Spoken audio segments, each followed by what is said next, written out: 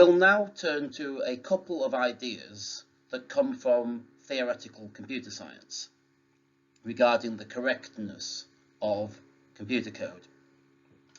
And we would say that the procedure, and computer program or code is a procedure, we'd say this is correct if it stops after a finite number of steps. It will not be calculating something to infinity, and that it produces an output which is what it's claiming to produce. If I say here is a bit of code that factorizes a number, or here's a bit of code which calculates the square root of a number, in order to be deemed correct it needs to stop in finite time and it needs to actually produce the output which is claimed.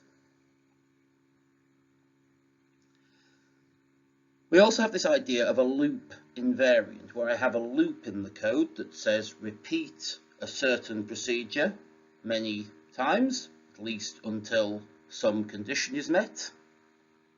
Then a loop invariant is some property of that loop, which is if it's true at the start of the loop, then it's also true at the end of the loop.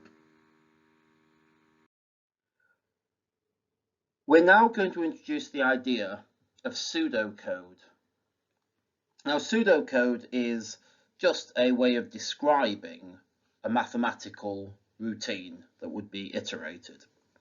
So it's the equivalent of computer code, but if you know Java, Python, C++, if you know a language, then you can think how you would write actual computer code.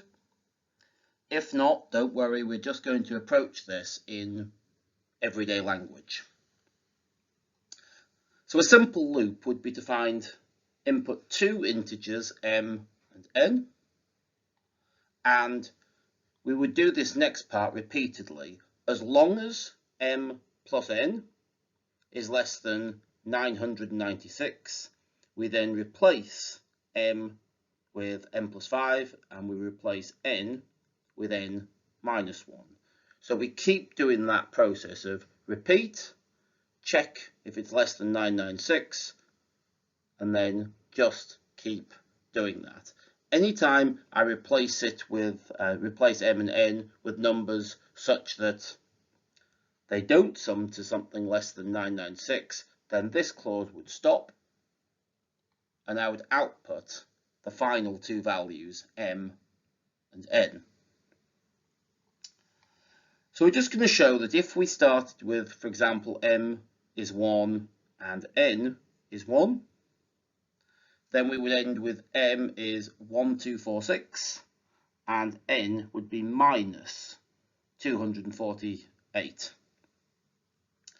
So we would do this just by saying, well, if I start with 1 and 1, that sums to 2. So at the next iteration, it checks and says, well, 2 is less than 996.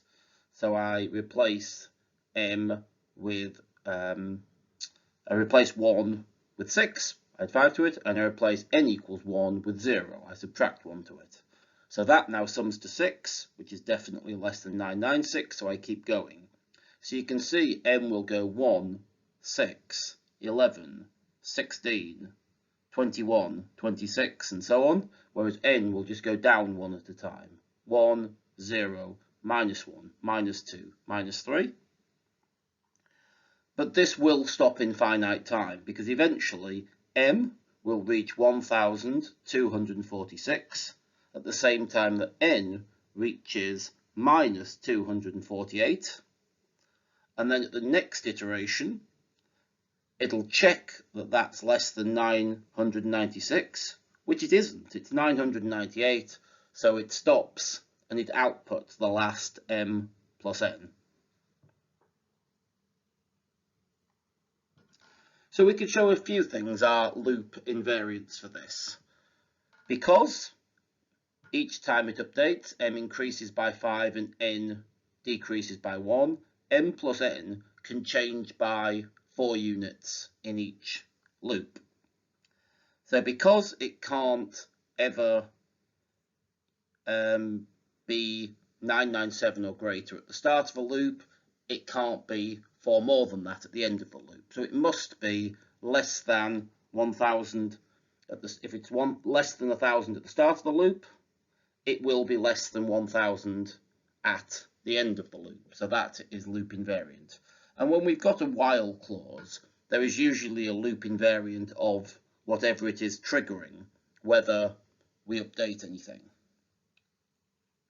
That's not the only loop invariant. M being positive is loop invariant because, well, if M is positive and I add 5 to it, 5 larger than the positive number is a positive number. Similarly, N being negative would be loop invariant. If N is negative at the start of the loop, N is negative at the end of the loop. And we will prove this last one, that M plus N being divisible by 2, so M plus N being even, is also loop invariant. Now I can see that from the last column, 2, 6, 10, 14, and so on, but let's prove it.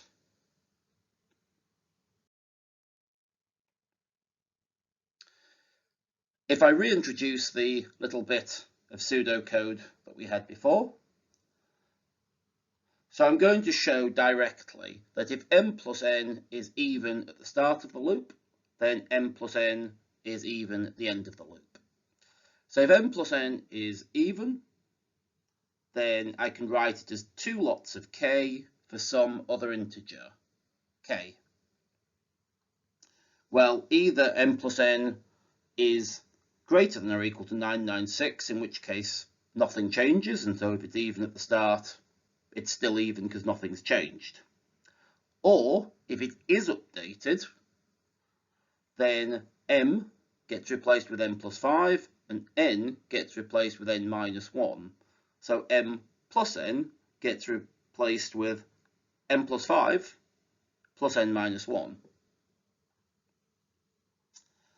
So I can obviously simplify that to M plus N plus 5 minus 1, or M plus N plus 4. And I show that that is an even number by showing I can write it as 2 lots of another integer. Well, I wrote M plus N as 2k, so I'm left with 2k plus 4, which is definitely 2 lots of k plus 2. And k was an integer, so k plus 2 is an integer.